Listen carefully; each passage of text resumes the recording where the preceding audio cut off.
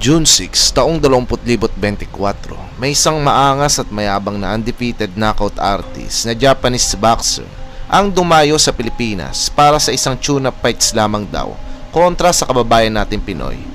Ang Hapon na ito ay si Kakeru Mashimo na may ring records na 8 wins with 6 knockouts at 0 losses na binansagan na The Lion Fist of Japan. Sa tune-up fights na ito mga master ay makakalaban nga po ng Hapon ang kababayan nating Pinoy na si Jason Canoy Manigos na may ring records noon na 29 wins with 18 knockouts at 12 talo. Sa dami nga po ng talo ng Pinoy na ito ay inakala nga po ng mga Hapon na ito na isang mahina at pataba lamang sa kartada ng Japanese boxer ang kababayan natin. Sa mga di po kasi nakakaalam, mga master, si Kakeru Mashimo po ang pinakamahusay na prospect ng Japan noon sa featherweight division at pinaniniwalaan nga po ng mga Japanese boxing analysts na magiging isang boxing superstar ito balang araw dahil nga po sa tinataglay na lakas ng kamao nito na tila ba shotgun kapag bumayo. Kaya naman, binansagan po itong The Lion Fist of Japan. Pero tila ba, ang sinasabing layon ng Japan ay naging isang pusang kuting lamang sa kababayan natin Pinoy na inakala nga po nilang isang mahinang nilalang lamang po. Dahil ang malinis na record ng Japanese boxer na ito ay nadumihan po ng ating kababayan.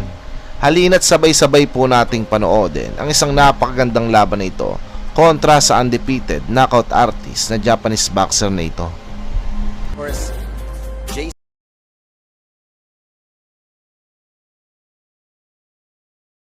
upsets then undefeated Michael Adolfo, no? So this veteran is very dangerous, and Mashimo should be very careful against this veteran. Manigos immediately going to work. Immediately met Mashimo in the middle of the ring, towards the body and going inside the head.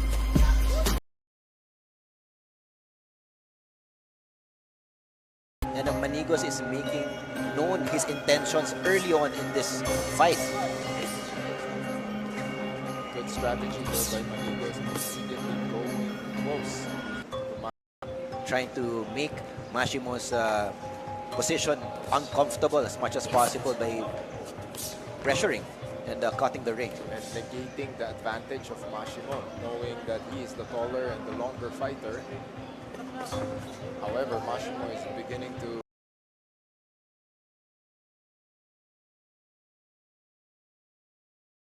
pumagal din ng konti si Manigos. Now Mashimo has Manigos against the ropes. Two hooks to the head by Mashimo. Very good defense there by Manigos, and then was able to sneak in that uppercut in the midsection. However, very good offense here by Mashimo. Good uppercut by Manigos. Another very good uppercut by Manigos. However, he was very open for that left hook. More uppercuts from Manigos. Another hook by Manigos. Manigos is showing this young kid that old man strength, Franco. And he's hitting him with that uppercut. Maganda yung uppercut sa gitna ni Manigos. Pumapasok sa mukha ni Mashimo. Hindi lang siya dapat makikipagsabayan dito. Kasi, syempre, mas malaki, mas matangkad si Mashimo eh. He needs to get out of that corner. There you go. He's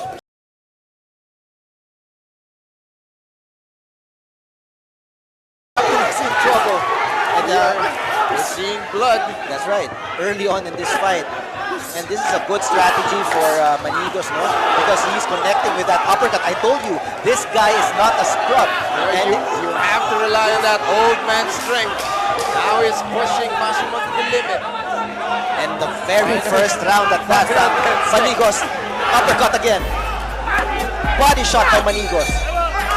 Great first round by Jason Manigos, showing what it is to fight in his home turf. Execution of the uppercuts. Ang ganda ng mga uppercuts. Section. And eventually napansin niya, yun, lumulusot sa gitna. He was able to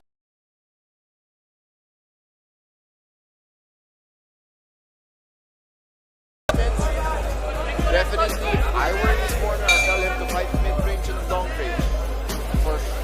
For us.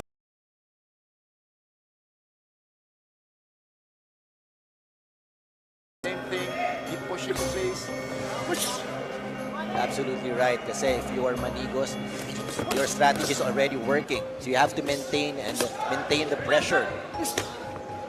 This is an opportunity that he needs to take advantage of. Double hook from Manigos. But Mashimo is right there. And moments like this will show you what a fighter is made of. How he deals with adversity. Absolutely. The veteran in Manigos definitely he can definitely take the punishment.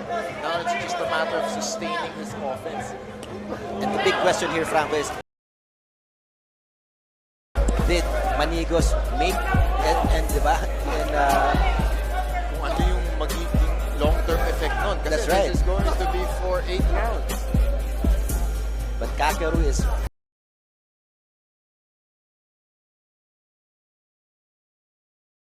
Manigos is very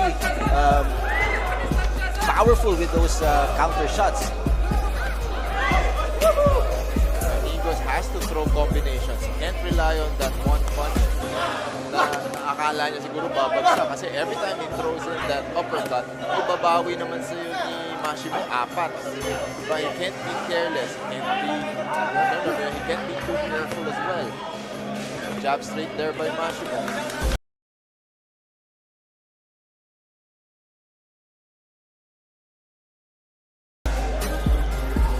Good recovery by good right hand by Manigos. Just when you thought na medyo may deep breath si Manigos, pag bumato ng ganun, nabubuhayan ka eh. That's right. Overhand right by Manigos. All it needs is one punch to change the fight, Franco. Medyo good body shots by Manigos. Huwag ka lang mauubos.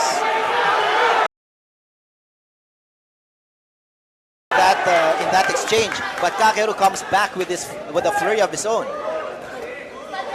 6 unanswered punches there by Mashimo. Now he has Manigos against the ropes. Taking a breather, it seems. But the uppercut once again is there, and left hand from Manigos. Caught Kakeru by surprise right there. Good strategy here by Manigos, attacking the body and finishing with an uppercut to the face.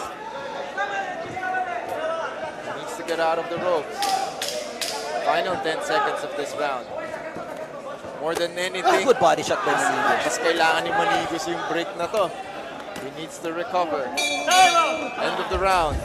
That was a closer round between, I think, Kakeru did a little bit better than the first round. It's a real toss-up for the judges, no? Kasi it was a very close, competitive round. This is a good opportunity now to recover for Manigos. Use this break time to recover, recuperate. Maintaining yung work rate niya in this third round.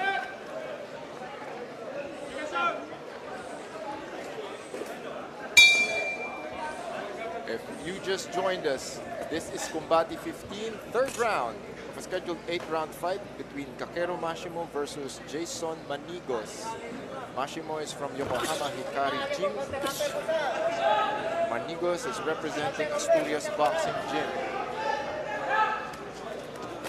Eventful first round for Manigos. Nakabawi ng konti si Mashimo in the second round.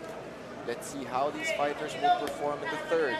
Franco, Mashimo's nose has been bleeding profusely since that first round, no? Courtesy of those uppercuts from Manigos. And Manigos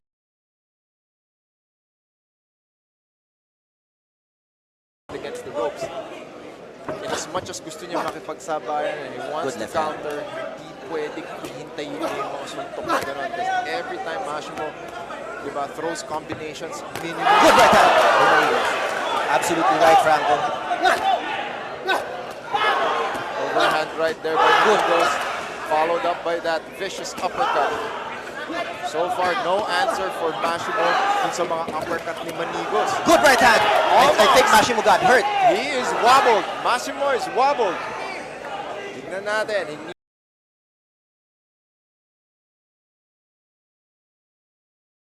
Momentum shifting to his side. Good shot to the body. Another uppercut right in the middle for Manigos. And body shot by Manigos. Very good body shot. Kakeru took it well, though. 4 punches here by Mashimo.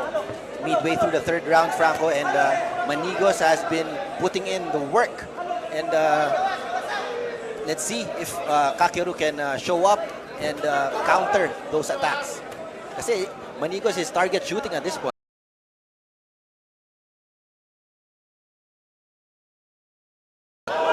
Another uppercut there by Manigos. Ano? I think Kakeru needs to box from the outside. That's his advantage. But Manigos is unbelievable. Talagang you have to give Very credit impressive. to the matchmaker, no? And good flurry by Kakeru. Good head movement there by Manigos. He was able to capitalize and finish with an uppercut to the head. However, he needs more combinations. 30 seconds left in this round. Good short right hand by Manigos. But Kakeru is in good condition. He's showing that he's still there. It's just that the punches by Manigos seems to me deals more impact and damage.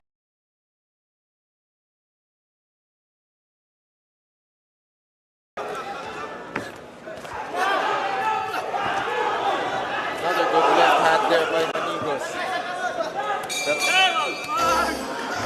And results showed up for the first few rounds of this bout, and he's on the driver's seat right now. Halfway mark, ladies and gentlemen. This is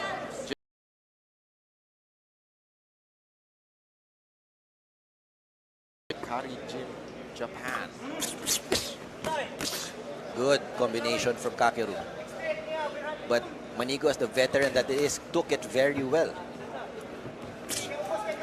I like the changing levels ng attacks ni Manigos. You know, he goes to the body, goes to the head. And he got caught there. This is an opportunity for Kakeru to shift the momentum in his favor. Very aggressive punches here by Kakeru Mashimo. But Manigos did very well evading those punches, no? And now it's his turn. What a fight. Parang ang daming binatong-suntok ni Mashimo dun, no? Nagpapahinga siya ngayon. Manigos needs to capitalize. We're still seeing blood drip down on the nose of Kakeru Mashimo. Now they're fighting in the pocket. We need to see more of those uppercuts. Good hook to the head by Manigos.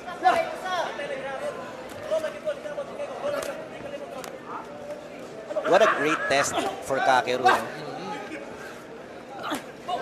Very good Those inside uppercut there uppercuts. by Manigos. Devastating.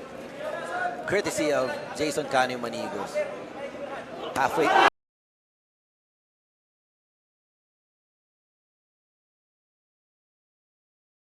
Everything, throwing everything at the head of Kakeru Mashimo. Now he's urging the Japanese fighter to engage him. What a fight, John. Manigos is showing the Japanese fighter what a veteran is. And with that old man strength, he is not backing down.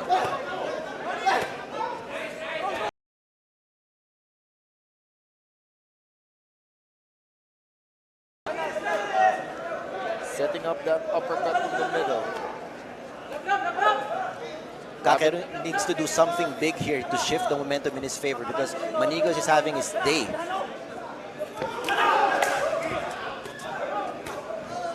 Approaching the 30-second mark of this round. So far, rapid punches from Kakeru Mashimo. Very good uppercut again in the middle for Manigos.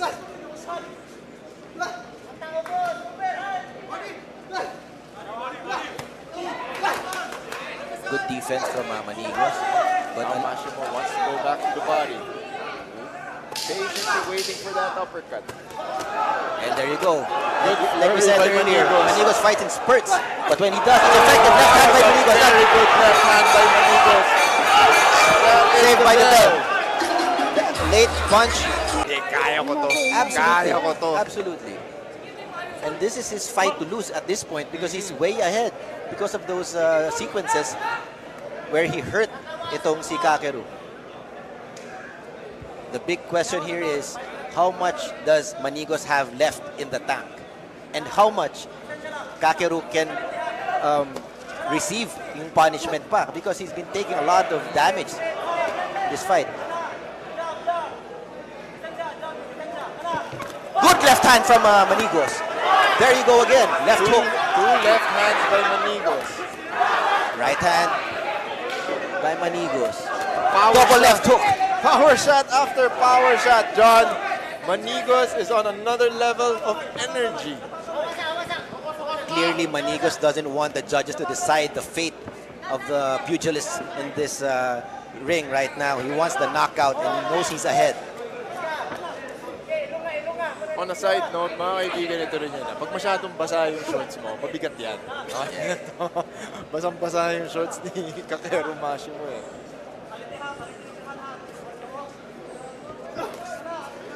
Straight to the body from the Japanese fighter. Now he has Manigos against the corner. However, Manigos is very comfortable in this position right now.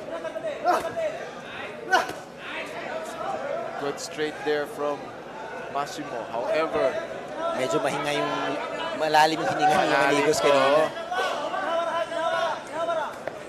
good jab there by Good Manigos. combination by Manigos. More lefts than rights. This is an amazing performance by Manigos. Good uppercut again by Manigos. Nakuha na niya yung range and yung timing as you see. Great combination by Manigos. And Kakeru is on his turtle shell right now. Kakeru Mashimo covering up every time Manigos comes inside. The thing with Kakeru is he can only fight in one style, and that's infighting. And I think to his peril, Manigos is taking advantage of that as well. However, at this point, John, labanan na lang ng will to eh. Oh. That's right. Who wants it more? Who wants it more? These fighters are throwing everything they got. Final 30 seconds of the 5th round. You can see that both fighters are huffing and puffing. However, diba, yung fighting spirit talaga, bato pa rin sila ng bato ng suntok.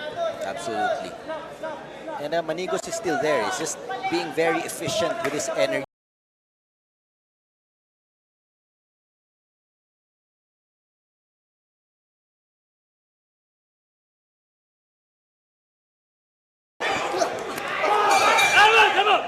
In the later rounds, It's been definitely a factor early on in the rounds, but mukhang nahihirapan itong corner ni Mashimo to contain that bleeding nose.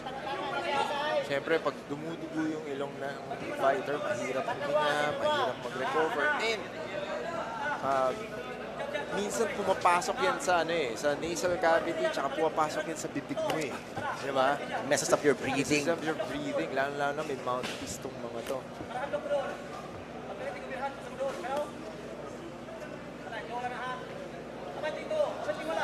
Quiet. Round 6 so far.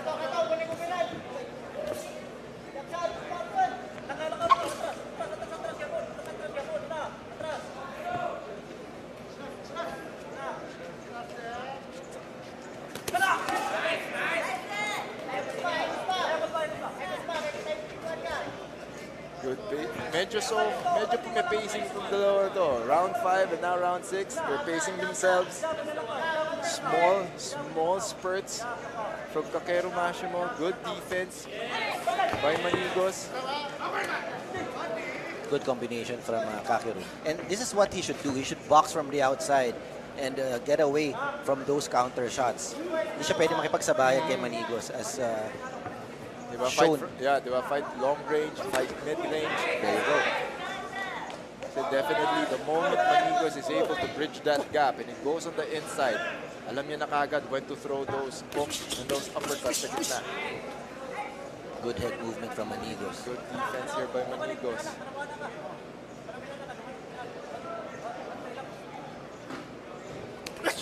And now Kakeru has a lot of respect doon sa power ni Manigos. Medyo tentative na siya every time he comes inside. And that was made possible because of the early onslaught courtesy of Manigos. Pakilala agad si Manigos eh. Good left hand there by Manigos. Good combination from Manigos. Three-punch combination there by Manigos, unleashed and landed square to the jaw of Kakeru Mashimo. Missed with that uppercut. Down goes Manigos, but I think the referee will call that a slip. Oh, it's a slip. Madulas na yung ano eh.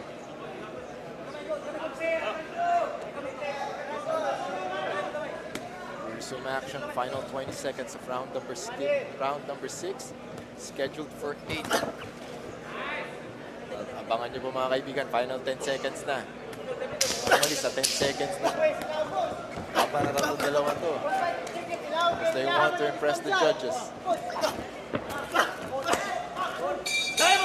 End of the round. 7th round, Franco. It's still anybody's fight. Oh, the way these fighters are performing, there's no giving up, there's no letting down.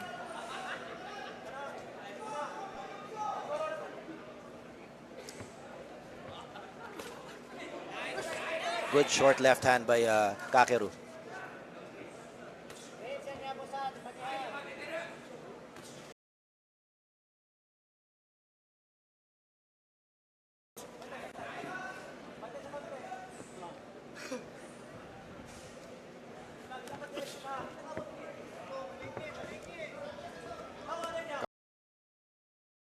Manigos against the ropes. However, Manigos is able to utilize the ropes to his advantage. And for those watching, what Manigos has been doing is the perfect example of what your game plan should be against a taller opponent.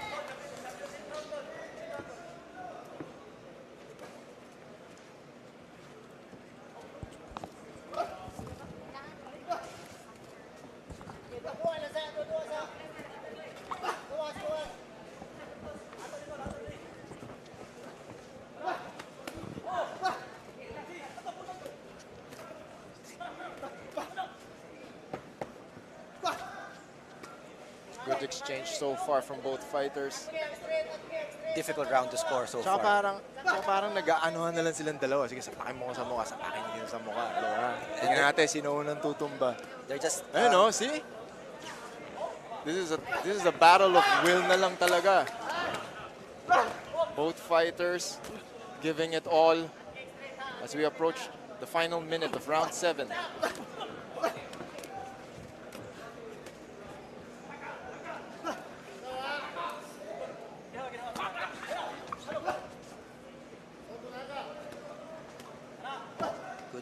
Double jab combination. Double jab there by Manigos. Now he's covering up, trying to bridge that gap. Go inside once again. good right hand by Manigos, but he's breathing heavily right now. Missed with that uppercut.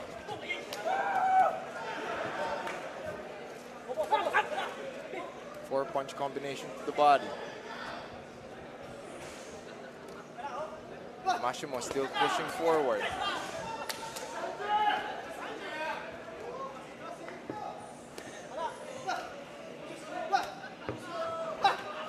Good right hand by Manigos. Left hand from Manigos.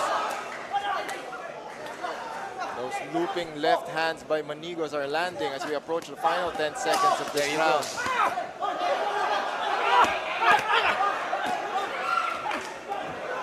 Beautiful combination by Nagbubuhos na naman po si Manigos for this round. And this is the Eighth and final round. Let's go! The best fight so far this afternoon. What a performance from both these fighters, John. I Absolutely. mean, no matter what happens, I mean, they are taking a part of each other's soul because of this fight. Giving a whole new meaning to Wala Nang Bukas. And Kakeru trying to make things happen this time, but Manigos is still there. Ang ganda ng counter-punching ni Manigos eh. Every time that Kakeru Mashimo lunges forward, may naghihintay na left hook sa kanya eh. I know this fight is still not over, Franco, but I want to see a rematch of this I fight. know, they could because actually run it back, bro. They could actually do this again.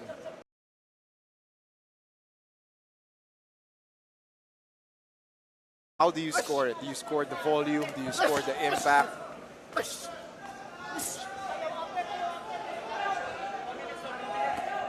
Minute 40 in the 8th and final round. Both fighters They're running on fumes right running now, on Franco. fumes, emptying the gas tank. Manigos pushing forward. Slip a little bit. Manigos goes back to the body. Same strategy for the entire fight. Good left hand by Kakeru.